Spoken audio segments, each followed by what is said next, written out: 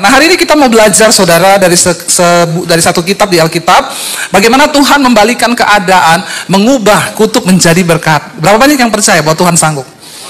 Ya, saya nggak jadi khotbah kalau saudara nggak percaya. Ya, kalau kita percaya, baru saya sampaikan, karena dengan iman semua bisa terjadi. Kita buka hati dan tangkap sesuatu dari firman Tuhan, karena ketika saudara merespon firman, sejauh mana engkau meresponi firman Tuhan, sejauh itu firman itu terjadi dalam hidup kita.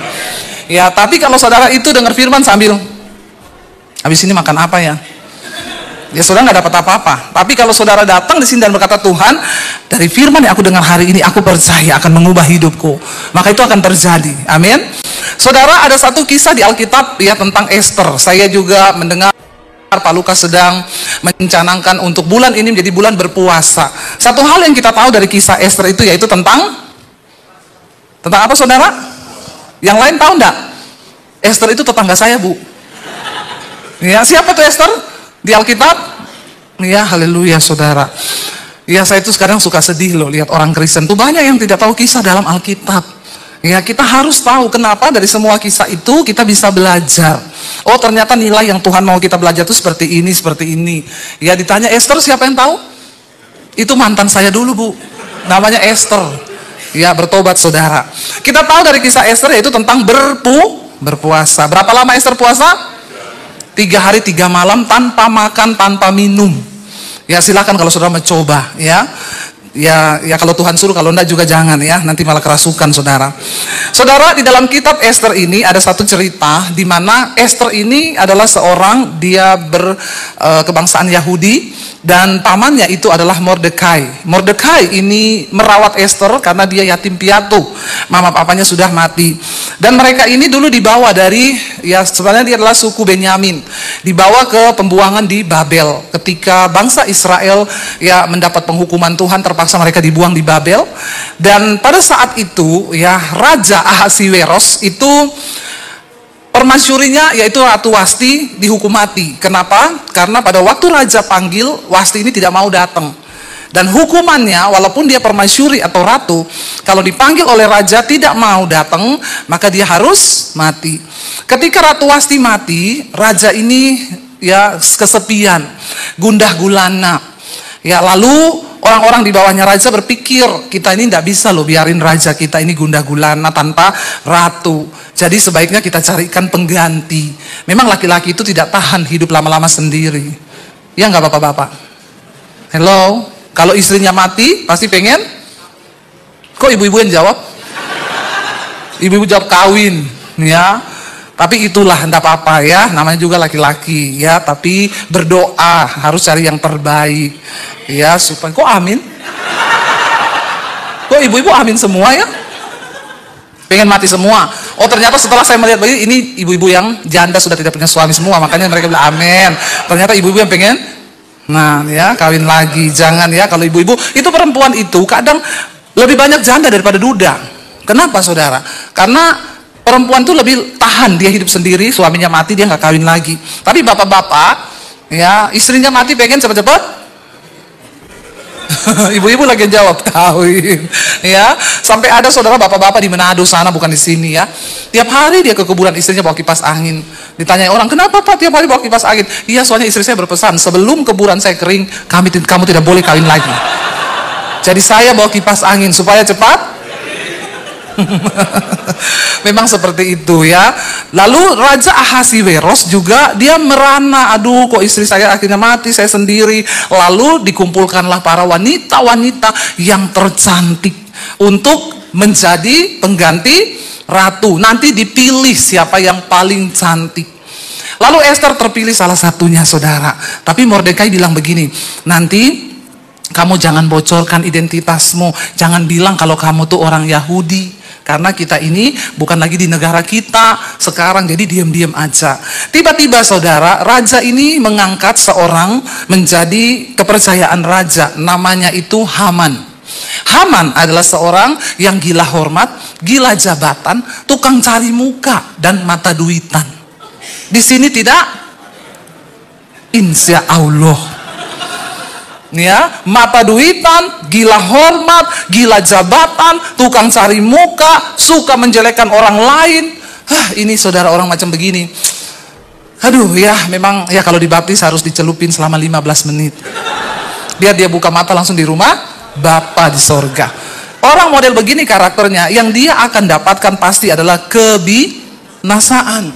Satu kali ketika raja mengangkat jabatannya dan memberikan dia pangkat yang tinggi, lalu raja berkata, semua harus hormat kepada Haman. Satu kali Haman masuk ke istana raja, semua langsung menunduk dan hormat kepada dia, kecuali Mordekai. Waktu Haman lihat Mordekai tidak tunduk menyembah dia, dia langsung cari tahu siapa dia. Orang kalau gila hormat, tidak dihormati, maka dia segera akan menghancurkan hidup orang lain. Dalam hidup kita sehari-hari pun kita akan menemukan hal-hal yang seperti ini. Ya, bisa jadi teman kita nusuk dari belakang. Ya, kalau nusuk itu selalu kalau dari depan itu perang. Ya, tapi namanya pengkhianat itu nusuk dari belakang. Tapi Tuhan akan izinkan itu terjadi karena memang kita ini masih hidup di dunia. Ya. Mau dimanapun, di dunia bisnis, pekerjaan, bahkan di dalam pelayanan pun ya Pak Lukas ya. Ada yang begitu ya Pak?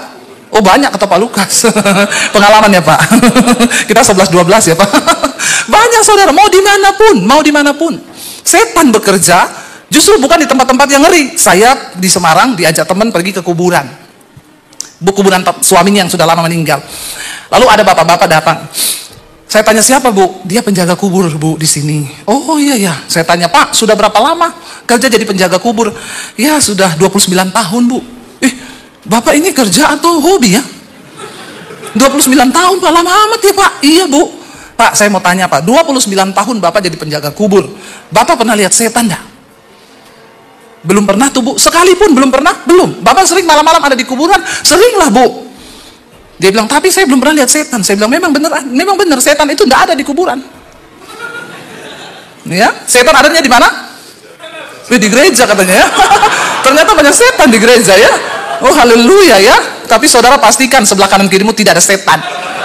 Ya, semuanya adalah anak Tuhan, amin.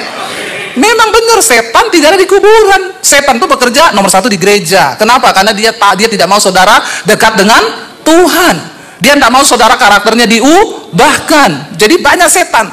Ya, dan ketika saya ngobrol-ngobrol, oh iya benar. Ya, jadi saudara, kita akan menemui orang-orang yang seperti Haman ini di sekeliling kita, yang ingin membunuh karir kita, ingin membunuh pekerjaan kita, ingin membunuh pelayanan kita, ingin membunuh siapapun, saudara. Ada orang-orang begini. Ketika dia melihat Haman tidak tunduk kepada dia, kita buka bersama Ester pasal yang ketiga, ayat yang ke-5 sampai ayat yang ke-6. Ester 3 ayat 5 dan ayat yang ke-6, saudara. Firman Tuhan di sana berkata begini. Ketika Haman melihat bahwa Mordekai tidak berlutut dan sujud ya kepadanya, maka sangat panaslah hati Haman.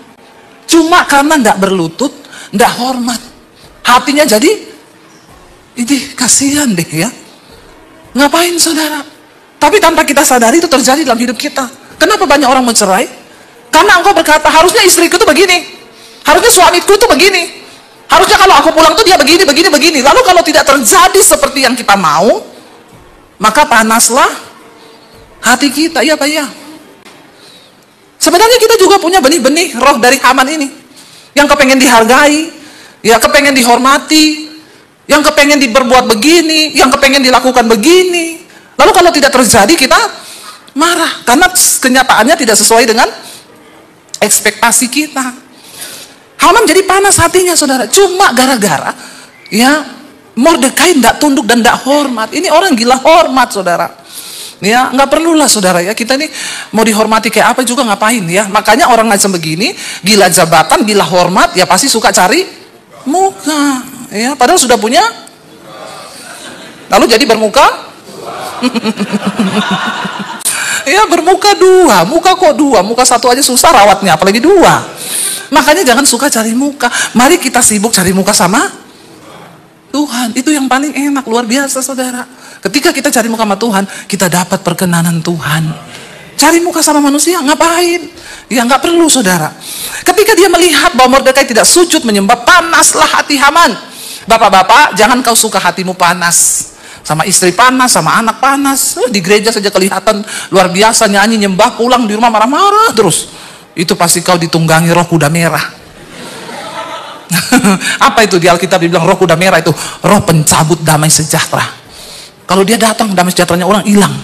Itu artinya kau punya roh kuda merah ya, kayak Haman ini. Jadi ibu-ibu kalau ada suamimu marah-marah, ngomong saja kau itu punya roh kuda merah. Baca kitab Wahyu. Ya, kalau pulang damai sejahteranya hilang. Tetapi dikatakan di sana apa? Haman itu menganggap ya, dia menganggap dirinya terlalu hina untuk membunuh hanya Mordekai saja, karena orang telah memberitahukan kepadanya kebangsaan Mordekai itu orang Yahudi. Jadi Haman mencari ikhtiar untuk apa? Memusnahkan semua orang Yahudi, yakni bangsa Mordekai itu di seluruh kerajaan Ahasiweros. Dia tahu mereka ini pendatang, mereka ini hanya pendatang, ya. Jadi dia mencari ikhtiar jahat. Kalau cuma bunuh dia rugi. Mumpung saya punya kekuasaan, saya musnahkan satu bangsanya yang tersisa, yang masih ada di kerajaan ini. Lalu dia menghadap Raja Ahasiweros. Dia bilang gini, Raja, di kerajaanmu ini ada satu bangsa yang tidak jelas asal-usulnya. Dan mereka itu tidak mau tunduk sama aturan raja. Mereka tidak mau tunduk sama hukum. Jadi begini Raja, beri aku kekuasaan untuk aku bisa melakukan sesuatu atas mereka. Saudara, Raja melepaskan cincin peraknya, diberikan kepada Haman. Cincin itu pada zaman itu adalah tanda materai atau tanda tangan raja. Siapapun yang mendapatkan cincin materai itu, dia bebas melakukan apapun yang dia mau, karena artinya itu persetujuan dari raja.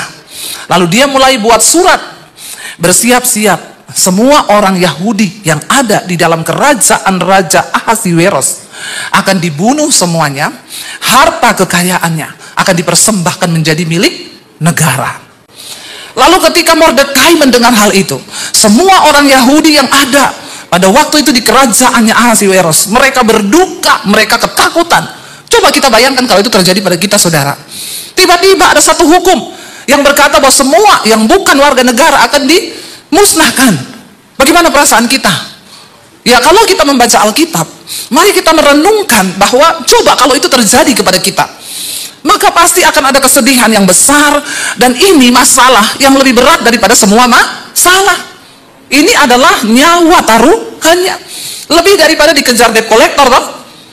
Ya toh, kalau dikejar debt collector kan masih bisa hidup kita toh. Ya, walaupun nipu-nipu ndak ada lagi pergi atau kemana, tapi ini negara yang mengeluarkan aturan. Ketika itu Mordekai pakai kain kabung, dia datang ke depan pintu istana raja. Lalu orang bercerita kepada Esther, ada Mordekai di depan istana pakai baju kain kabung.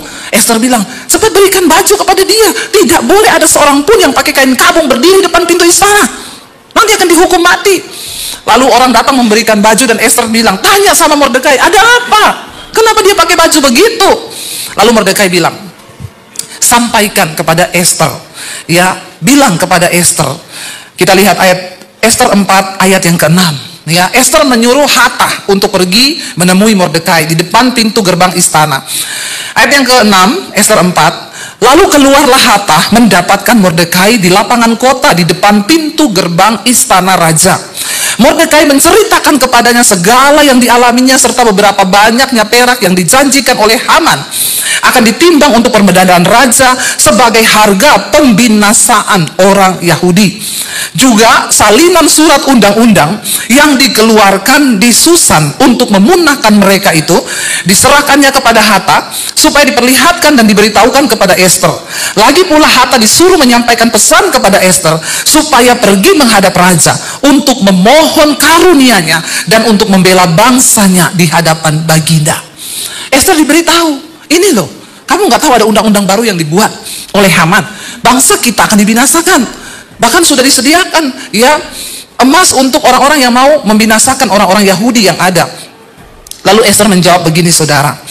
Ya, Esther bilang kepada Hatah, sampaikan kepada Mordekai. Esther 4 ayat 11. Esther 4 ayat 11. Semua pegawai raja serta penduduk daerah-daerah kerajaan mengetahui bahwa setiap laki-laki atau perempuan yang menghadap raja di pelataran dalam dengan tidak dipanggil, hanya berlaku satu undang-undang, yakni hukuman mati. Hanya orang yang kepadanya raja mengelurkan tongkat emas yang akan tetap hidup. Dan aku selama 30 hari ini tidak dipanggil menghadap raja. Padahal Esther ini istrinya loh, permaisuri, ratu. Tapi 30 hari nggak dipanggil-panggil. Makanya saya nggak mau jadi ratu. Saya nggak mau menikah dengan raja. Ya bayangkan mau ketemu suami aja tunggu dipanggil. Ya nggak bisa kangen-kangenan sama suami. Ya saya pilih menikah sama hamba Tuhan saja. Mau ketemu kapan saja boleh kan? Mau ngomong apa aja boleh kan? Ya ini saudara, Esther bilang, kamu kan tahu aturan di kerajaan ini, kalau orang nggak dipanggil menghadap raja, lalu masuk sendiri menghadap, cuma satu hukumannya apa? Hukuman mati. Kecuali raja mengulurkan tongkat, itu artinya aku mendapatkan perkenanan, maka aku akan hidup. Ya, Esther bilang, bagaimana? Saya ini udah 30 hari loh, nggak pernah dipanggil-panggil sama raja. Jadi tunggu aja. Lalu saudara, ketika disampaikan kepada orang perkataan Esther itu kepada Mordekai, maka Mordekai menyuruh menyampaikan jawab ini kepada Esther. Mordekai bilang begini, jangan kira karena engkau di dalam istana raja dan hanya engkau yang akan terluput dari antara semua orang Yahudi. Dengan kata lain, Mordekai bilang, jangan kamu merasa aman. Kamu pikir setelah kamu ada dalam kerajaan kamu aman, saudara? Apa pesan Tuhan hari ini? Jangan pernah merasa aman dengan hidupmu. Sebab tanpa Tuhan tidak ada yang aman. Amin. Hanya di dalam Tuhan kita bisa aman. Dengan semua yang terjadi hari-hari ini, ya, kita harus semakin menggantungkan hidup itu kepada Tuhan. Kemarin saya baca, ini Jepang menuju resesi ekonomi yang besar. Ya, mereka mengalami resesi karena mata uangnya turun terus. Disusul dengan Inggris. Tidak ada yang abadi di dunia ini. Tidak ada yang bisa merasa aman. Makanya Mordekai bilang, jangan sampai karena kau pikir kau ada di istana lalu kau akan luput. Kau juga adalah orang Yahudi. Hidup kita ini hanya dekat dengan Tuhan saja. Aku aman. Jangan bergantung kepada pekerjaanmu. Jangan kau taruh jaminan hidupmu kepada uang atau depositmu yang ada di bank. Tapi mari taruh hidup kita kepada Tuhan. Hanya dekat dengan Tuhan, maka kita akan tenang. Amin. BMC Philadelphia sudah berulang tahun 22 tahun. Dengan semua pencapaian yang sudah ada, jangan pernah merasa aman. Justru hari-hari ini kita harus semakin tekun mencari Tuhan. Ya, semakin rajin melayani, semakin mencari Tuhan. Ya, Pak Lukas mencanangkan di puasa 40 hari. Ya, sebagai jemaat, ayo tanggap saudara. Ikut di dalamnya. Bagaimana Tuhan menyertai gereja ini, itu akan terimpartasi juga kepada saudara. Ya, tadi Pak Yoris tanya, ya ini gedung ini sudah milik sendiri. Pak Petra bilang, iya Pak, kita itu dulu waktu renov sekian, belinya sekian. Pak Yoris sendiri bilang, wow, luar biasa loh, nggak gampang loh. Ya, di negara lain loh, bukan di Indonesia loh. Ya, makanya kita perlu berdoa buat Indonesia. Sekarang tuh gereja bisanya di mall. Tidak boleh izin berdiri gereja, masih terjadi. Kita masih berdoa buat Indonesia supaya ke depan ya keleluasaan untuk mendirikan bangunan ibadah itu ya lebih lagi diberikan saudara. Ya sekarang ini makanya tidak heran satu mall itu bisa ada ya belasan gereja. Ya sampai saya mau pelayanan saudara, ya ditanya ya mau ke mana Bu? GBI ini, GBI itu, GBI ini, GBI itu ya bingung saudara. Tapi ya memang hanya bisa di mall. Di sini saudara bersyukur di depan jalan ada gereja yang berdiri sudah 22 tahun. Ya semua karena anugerah Tuhan. Amin. Ya dan saudara kita melihat memang jangan merasa aman. Jangan merasa aman dengan posisimu hari ini. Ya mari kita, karena ini perubahan akan terus terjadi. Krisis demi krisis akan terjadi. Ya enggak ada yang bisa bilang oh negara besar, oh negara yang sudah kuat perekonomiannya. Semua bisa berubah. Esther berada di istana. Mordekai bilang, belum tentu kau aman karena kau juga Yahudi. Bukan keadaanmu hari ini, bukan tempat di mana engkau berada hari itu yang hari ini yang akan menjadi jaminan engkau aman. Satu-satunya Alkitab berkata, hanya dekat Allah saja aku aman, aku tenang, dan aku pasti akan dilindungi oleh Tuhan. Ya, Tuhan bisa membalikkan keadaan. Akhirnya apa yang terjadi? Ya, ketika Esther mendengar jawaban itu, dia berkata begini. Ya, ayat 15 Esther 4. Maka Esther menyuruh menyampaikan jawab ini kepada Mordekai. Pergilah, kumpulkanlah semua orang Yahudi yang terdapat di Susan dan berpuasalah untuk aku. Janganlah makan dan janganlah minum 3 hari lamanya. baik waktu malam, baik waktu siang. Aku serta dayang-dayangku pun akan berpuasa demikian. Dan kemudian aku akan masuk menghadap raja, sungguh pun berlawanan dengan undang-undang. Kalau terpaksa aku mati, biarlah aku mati. Tidak ada pilihan. Tidak ada pilihan bagi kita, saudara. Cuma dua pilihannya. Engkau mendapat perkenanan Tuhan atau engkau mati. Di dunia ini, kalau engkau tidak mendapatkan perkenanan Tuhan, maka kebinasaan yang akan kita alami. Saya tidak menakut-nakuti, saudara. Tuhan adalah satu-satunya sumber segala kuasa yang harus kita andalkan di dunia ini. Saya ini sudah melihat bagaimana Tuhan bekerja. Tahun yang lalu, 2 tahun lalu saya datang. Saya sempat cerita, kami dapat visi untuk bangun sekolah Alkitab gratis untuk orang-orang dari daerah yang mau sekolah, jadi hamba Tuhan. Mereka tidak perlu bayar karena mereka tidak punya uang. Saya dapat visi itu dari Tuhan. Ketika saya berdoa, Tuhan, mau dibawa kemana pelayanan kami? Banyak pendeta-pendeta yang sudah bilang, ibu buka gereja saja. Langsung di bawah saya. Ya, dan secara manusia, itu jaminan yang baik karena beberapa hamba Tuhan yang sudah cukup punya nama. Tapi saya berkata, saya berdoa ya Pak, karena bagi saya mengikuti kehendak Tuhan itu yang terbaik bagi hidup saya. Bukan jaminan didukung oleh A, oleh B, oleh C. Kehendak Tuhan itu yang terbaik buat kita. Lalu saya berdoa, Tuhan itu ngomong secara pribadi, di akhir zaman nanti tuaian itu banyak, tapi penuainya sedikit. Jadi kamu jangan buka gereja, tapi persiapkan para penuai. Saya bilang, Tuhan, persiapkan penuai itu bagaimana caranya ya? Ya, siapkan hamba-hamba Tuhan, siapkan orang-orang yang mau jadi hamba Tuhan. Lalu saya dapat visi untuk bangun sekolah. Di satu sisi yang lain, bikin seminar hamba-hamba Tuhan di desa. Jadi kami bergerak, saudara. Ya, puji Tuhan, Tuhan pertemukan beberapa teman di Indonesia. Kami setiap bulan itu bikin seminar hamba-hamba Tuhan di daerah, di Toraja, di Tentena, di Poso. Ya, terkumpul 1.500 pendeta. Ya, kami datang ke sana, itu memang benar-benar pelayanan menabur. Kami bayar tiket sendiri, bayar hotel sendiri, tidak dapat PK, malah kadang bawain handphone buat yang nggak punya handphone. Dulu Pak Lukas juga sama Pak Petra pernah ikut. Bahkan kami beri motor kepada hamba-hamba Tuhan yang nggak punya motor untuk pelayanan di daerah. Ya, itu yang kita lakukan. Saudara tahu, di dalam seminar itu kami mendengar curhatan pendeta-pendeta desa ini. Mereka nggak bisa makan. Ya, ada yang waktu di seminar itu hadirat Tuhan lagi kenceng. Lalu ada satu teman saya, kami pembicara berapa orang, dia tiba-tiba ngomong, ada di sini hamba Tuhan yang Tuhan bicara, engkau mau bunuh diri. Dalam hati saya begini, ngawur deh ini, gak mungkin loh pendeta mau bunuh diri. Masa ada pendeta mau bunuh diri? Saudara, maju 6 orang nangis tersungkur. Ternyata benar ada pendeta yang mau mengakhiri hidup karena gak kuat di pelayanan. Pendeta yang saudara lagi jatuh dalam perselingkuhan, maju nangis, saudara, ada ternyata. Itu yang Tuhan bicara kuat bagi kami, persiapkan para penuai. Itu sudah kami lakukan beberapa tahun ini. Lalu Tuhan itu suruh saya bangun sekolah. Saya bilang, Tuhan, bangun sekolah. Pertama, saya ini bukan orang pintar.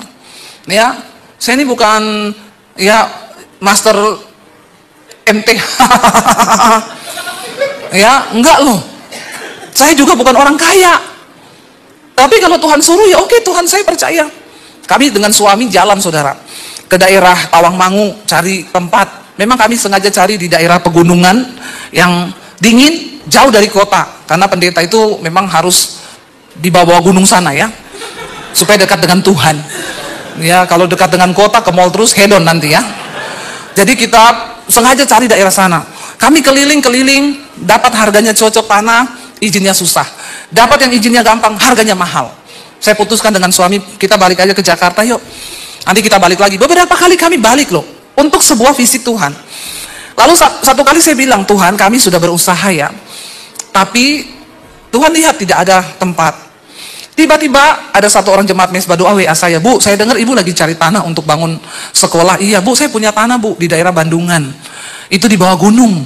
Kalau ibu cocok, coba ibu pergi lihat. Oh iya Pak, kami berangkat, saudara. Cocok banget tempatnya, gunung-gunung ya. Oke, jadi gimana Pak? Ya sudah, kita ke notaris tanda tangan, tanah 4.500. Lalu mulailah kita bikin rancangan pembangunan. Tuhan kasih pemborongnya Jemaat Mesbah Doa, yang gambar desain Jemaat Mesbah Doa, jadi mereka semua nggak minta dibayar. Pokoknya ini gratis buat pelayanan. Waktu keluar anggaran, saya lihat, waduh, miliaran, saudara. Bayangan saya ratusan juta aja ya. Ternyata sekian M. Saya bilang sama suami, bagaimana ya kita ya? Kok kita ini terlalu berani ya? Kayaknya salah ini. Salah ini. Tapi saya bilang sama suami, tenang aja. Kan kita ada YouTube. Jemaat saya di YouTube itu ya sekarang hampir 800.000. Gampang, kita taruh aja nomor rekening di layar. Sambil jalan-jalan gitu kan, saya khotbah terus, saudara kami sudah mulai pembangunan sekolah, silakan menabur, ya rekeningnya muter terus ya. Di sini QRIS, di sini QRIS. Ya gampang kan? Oh iya gampang. Balik ke Jakarta saudara, sampai di Jakarta suami saya bilang, kamu kasih tahu saya ya kalau kapan mau ditayangkan nomor rekening, sekalian kamu buat pengumuman. Oh iya, nanti kita syuting dulu. Mau syuting, Tuhan ngomong, silakan kamu taruh nomor itu di layar. Aku tidak ikut-ikut. Biasa aja, keles. Bahagia banget lu. Saudara, lo secara manusia, itu kan harapan kami banget toh. Tapi waktu saya dengar suara itu, Tuhan bilang, kamu taruh rekeningmu. Aku tidak ikut. Karena berarti kamu sudah menghitung kekuatanmu. Seperti Daud yang mencoba menghitung kekuatan pasukannya. Mulai membanggakan, aku bisa kok, nanti gampang, ada orang-orang nanti. Alkitab berkata, terkutuklah orang yang mengandalkan manusia, yang mengandalkan kekuatannya sendiri. Amin.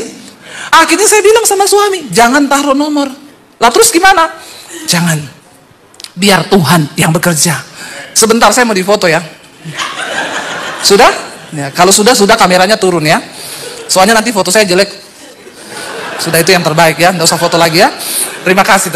Saya tunggu dikirim di IG saya. Saudara, jadi saya akhirnya bilang sama suami, nggak usah, kita lihat Tuhan bekerja. Kalau kita taruh nomor itu, mungkin kita bisa dapat yang kita mau. Tapi Tuhan kalau bekerja, unlimited, amin. Dan Tuhan akan memberkati orang yang mengandalkan Tuhan. Nggak jadi kami taruh, kami mulai pembangunan. Saudara tahu, waktu mulai pembangunan, orang WA saya, pemborong, Bu, kita akan mulai untuk dana awal, Ibu datang, kapan datang ke sini? Bawa 400 juta. Iya Pak. Saya bilang sama suami, ada 150 juta saya pegang cash. Nanti kalau udah mau berangkat, ya kita ke bank ambil. Tiba-tiba ada orang telepon saya, Bu Debbie, saya mau ke rumah Ibu ya. Mau ngapa? Antar makanan, boleh toh? Sama ketemu Ibu mau foto? Iya, datang aja, datang. Habis bawa makanan, Bu, saya mau kasih titip berkat ya, ini ya ada uang 50 juta. Saya terima, oh ya terima kasih Bu, ya sudah dia pulang. Berarti saya sudah pegang 200 juta, kurang 200. Saya bilang sama suami, lusa kita berangkat, kita mampir di bank.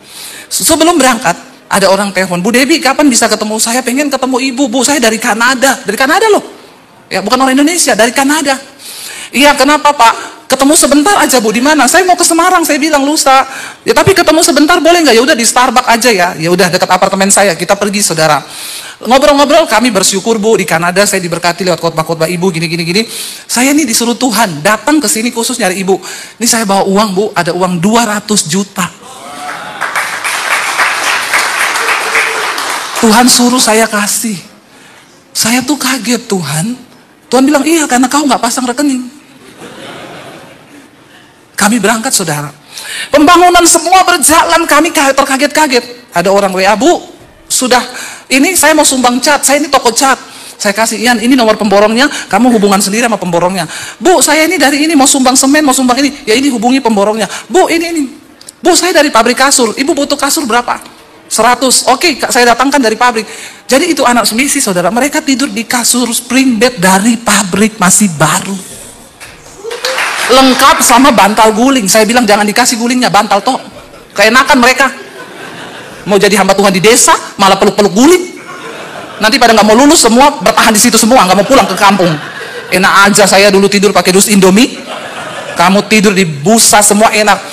Di telepon Bu, waktu sudah terakhir, saya bilang sama suami, kita belum beli furniture loh buat kita punya sekolah. Nanti kita lihat yang murah-murah. Saya mau pelayanan ke Malang ini. HP saya ting Bu, saya dari pabrik furniture di Malang. Ibu kapan ada waktu ke Malang? Ini saya mau ke Malang. Ibu mampir di pabrik kami, Tuhan suruh saya hubungi Ibu. Ibu pilih furniture mana yang Ibu perlu, buat ditaruh di tempatnya Ibu. Dari distributor Panasonic telepon, Bu, saya semua yang berbau Panasonic dari saya, lampu listrik, semua AC dari saya. Sampai selesai, saudara tahu, uang yang sudah saya simpan untuk pembangunan tidak terpakai. Tuhan mencukupi semuanya. Saya tidak pernah minta proposal, ya Pak Lukas ya. Saya nggak pernah WA Pak Lukas kan, Pak tolonglah Pak ya. Saya lagi mau bangun atap Pak ya, butuh sekian M ya. Saya nggak pernah hubungi Pak Petra ya Pak, minta proposal kan. Sorry saudara, kadang orang berpikir, oh kita itu berteman dengan pejabat, Pak Yoris, Pak Petra, Bu Debbie itu pasti salsak seret. Saya punya prinsip saudara, kita ini kalau dalam hal uang tidak dapat dipercaya, tidak mungkin Tuhan beri kepercayaan yang lebih besar. Tapi ketika dalam hal mamon engkau bisa dipercaya, maka Tuhan akan memberkati engkau berlebih. Amin saudara. Kalau ada hamba Tuhan sampai meminta atau memberi proposal, maaf saudara ya, bagi saya apalagi itu bukan jemaatnya, kalau memang Pak Lukas kan ini memang jemaat, kita semua membangun gereja ini bersama-sama ya. Saya punya prinsip, orang yang sungguh-sungguh mengandalkan Tuhan, engkau akan melihat unlimited Tuhan bekerja. Sampai hari ini di asrama saya di sekolah Alkitab itu ada 32 orang dengan staff dan security. Pengeluarannya setiap bulan itu puluhan juta, 6 bulan satu angkatan ratusan juta. Tadinya saya pikir, uang dari mana Tuhan? Saudara tahu? Yang tidak pernah kita pikirkan sampai hari ini. Bu, dari pabrik tahu, kirim tahu 600, kirim tempe 30 batang. Katanya nanti setiap 2 minggu mereka akan kirim, rutin. Telur 2 peti besar. Bu, ini ada orang yang kirim ayam sekian puluh kilo. Bu, ada yang kirim daging babi. Bu, ini ada yang kirim sayur berkarung-karung. Sampai kami harus berbagi dengan panti asuhan. Karena kebanyakan. Saudara, dan saya tidak pernah ngomong sedikit pun di mesbah doa, saudara kami butuh telur, kami butuh tempe tahu. No. Saya baru melihat Tuhan itu bekerja. Yang tidak pernah kita pikirkan, yang tidak pernah kita bayangkan loh. Ya, makanya saya mau bilang sama saudara hari ini, andalkan Tuhan. Jangan andalkan keadaanmu, pekerjaanmu hari ini. Tetap berlutut di kaki Tuhan dan bilang, Tuhan, semua yang aku bisa nikmati ini adalah berasal daripada Tuhan saja. Tidak ada yang dari kita dan kekuatan kita. Saudara, akhirnya di sana dikatakan apa? Esther suruh berpuasa semua. Yang Esther butuhkan hanya satu, yaitu perkenanan Tuhan. Ini antara hidup dan mati. Saya juga tidak bisa membayangkan kalau kita menjadi Esther. Dia akhirnya bilang apa? Ya sudah, kalau memang dengan cara ini aku mati, biarlah aku mati.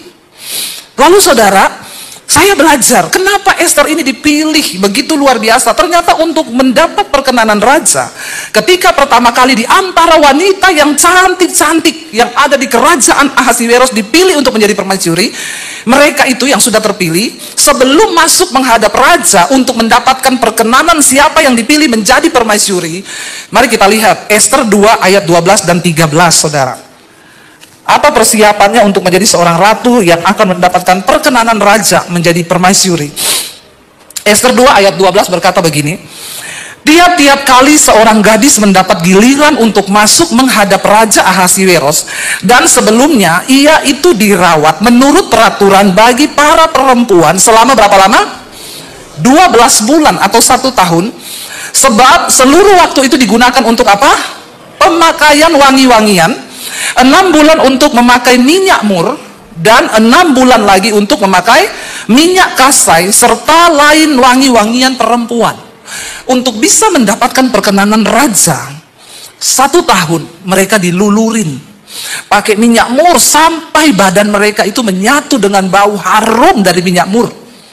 Dirempah-rempah 6 bulan lagi, 6 bulan dipakai minyak mur, 6 bulan dipakein rempah-rempah yang lain, supaya ketika menghadap raja, wangi itu keluar dari tubuhnya. Jangan sampai bau ketek. Kalau ada menghadap raja bau ketek, yang ada raja langsung bilang, gantung ini di tiang jemuran sana. Ya, karena memang bau ketek itu sangat mengganggu sekali ya. Jadi tolonglah pakai deodoran yang bau-bau itu ya. Artinya apa saudara? Untuk mendapatkan perkenanan Tuhan itu, maka hidup kita ini harus mengeluarkan bau yang harum. Tuhan suka dengan bau harum. Baca 2 Korintus pasal 2 ayat 14 dan 15 saudara. Firman Tuhan berkata di sana begini. Ya, 2 Korintus 2 ayat 14 dan 15. Tetapi syukur bagi Allah yang dalam Kristus selalu membawa kami ini di jalan kemenangannya. Dengan perantaraan kami ia menyebarkan keharuman apa? pengenalan akan Dia di mana-mana. Sebab bagi Allah kami adalah bau yang harum dari Kristus di tengah-tengah mereka yang diselamatkan dan di antara mereka yang binasa. Ternyata Tuhan juga mau hidup kita ini mengeluarkan bau yang harum. Kita membawa kemenangan, dan lewat perantaraan kita Tuhan mau menyebarkan tentang apa? Pengenalan akan Dia. Kemanapun saudara pergi, jangan lupa beritakan Injil. Amin saudara. Bahkan lewat hidup kita ada bau harum yang muncul di hadapan Tuhan. Apa bau harum yang sangat disukai Tuhan? Satu saja, kekudusan. Jangan ada bau busuk dosa dalam hidup kita, sebab itu akan menghalangi berkat Tuhan. Jangan kau simpan kenajisan, jangan kau simpan perselingkuhan, jangan kau simpan homoseksual, lesbian, jangan kau simpan kepahitan, kebencian, kedengkian, iri hati, amarah. Itu semua adalah bau yang busuk di hadapan Tuhan. Karena Alkitab berkata Allah itu kudus, dan tanpa kekudusan tidak ada seorang pun akan melihat Tuhan. Melihat saja tidak bisa, apalagi mendapat perkenanan Tuhan. Esther itu bayangkan 1 tahun dirempahi semua badannya untuk dia bisa mengalami tubuhnya itu mengeluarkan bau yang harum, dan raja senang. Dan akhirnya saudara, kita tahu kisahnya. Ketika Esther datang menghadap raja, kita lihat saudara, di sana dikatakan Esther 4 ayat 15, ya. Esther sudah menyuruh menyampaikan. Esther 5 sekarang ayat yang 1. Pada hari yang ketiga setelah Esther selesai puasa, ya, dia mengenakan pakaian ratu. Menghadap raja ini tidak sembarangan, harus pakai baju ratu saudara. Lalu berdirilah ia di pelataran dalam istana raja. Esther masuk, ya, melewati pintu. Ini adalah saat yang paling mendebarkan. Tepat di depan istana raja, raja bersemayam di atas tahta kerajaan dalam istana, berhadapan dengan pintu istana itu. Ketika raja melihat Esther, sang ratu berdiri di pelataran, Alkitab berkata apa saudara? Berkenanlah raja kepadanya, sehingga raja mengulurkan tongkat emas yang di tangannya ke arah Esther. Lalu mendekatlah Esther dan menyentuh ujung tongkat itu. Tanya raja kepadanya, apa maksudmu hai Ratu Esther? Dan apa keinginanmu? Sampai setengah kerajaan sekalipun akan diberikan kepadamu. Sebut engkau minta apa. Tapi Esther tidak langsung berkata. Esther bilang begini, jawab Esther, jikalau baik bagi pemandangan raja, datanglah kiranya raja dengan Haman pada hari ini ke perjamuan yang akan diadakan oleh hamba bagi raja.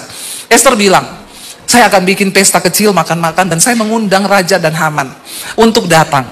Lalu saudara, ketika itu raja lagi makan dan minum, raja bertanya, apa yang engkau minta? Kasih tahu kepadaku. Esther bilang, aku minta satu lagi, besok akan aku kasih tahu. Besok bisa nggak raja datang lagi ke perjamuan pesta yang akan aku buat, tapi datang sama Haman. Raja bilang, oke, besok aku akan datang dengan Haman. Perhatikan, ketika Esther mendapat perkenanan Tuhan, bukan hanya perkenanan raja. Kita baca Esther pasal yang ke-6, ayat yang pertama. Waktu raja pulang dari perjamuan itu, dikatakan, ya, Esther 6 ayat 1. Pada malam itu juga, raja tidak dapat tidur. Mungkin juga dia gelisah, apa yang Esther minta ya? Esther tuh kok nggak kasih tahu? Dia bikin penasaran aku besok lagi. Maka ketika raja nggak bisa tidur, maka bertipalah baginda membawa kitab pencatatan sejarah untuk dibacakan di hadapan raja. Karena raja nggak bisa tidur, dia panggil ajudannya, bawa ke sini ya kitab catatan raja. Tolong kamu baca-baca lagi di depanku. Itu sejarah-sejarah yang terjadi di kerajaan. Dan di situ didapati suatu catatan tentang Mordekai, ya, yang pernah memberitahukan bahwa Bigtan dan Teres, 2 orang sida-sida raja yang termasuk golongan penjaga pintu, itu telah berikhtiar untuk membunuh Raja Ahasiweros. Ternyata ketika dibuka-buka catatannya, ketemulah tentang kisah dari Mordekai. Saudara, saya mau tanya, raja tahu nggak kalau Haman ini lagi berikhtiar membunuh Mordekai? Enggak, raja enggak tahu. Tapi Tuhan tahu. Tuhan tahu. Dan bukan secara kebetulan raja tidak bisa tidur lalu buka-buka sejarah istana. Lalu terbaca, loh, dulu ini ada orang namanya Mordekai. Dia pernah menyelamatkan aku loh dari 2 orang penjaga pintu yang mau membunuh aku. Saudara, Mungkin orang lain tidak menghargai engkau atau melupakan semua kebaikan dan jasamu.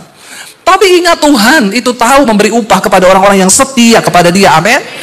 Karena Alkitab berkata Tuhan tahu siapa milik kepunyaannya. Nggak usah kita sibuk pencitraan, bela diri, karena Tuhan tahu siapa kita sebenarnya.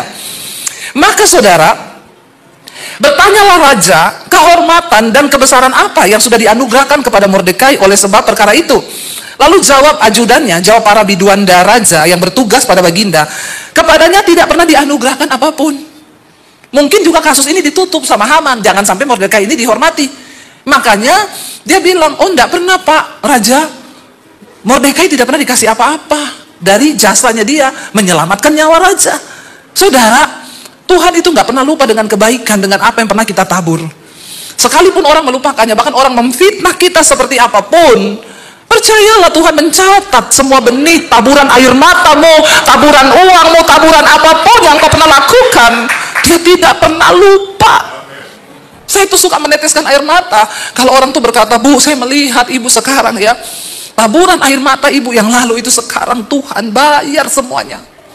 Iya saudara, dan dia tidak pernah lupa loh dengan apapun yang kita lakukan.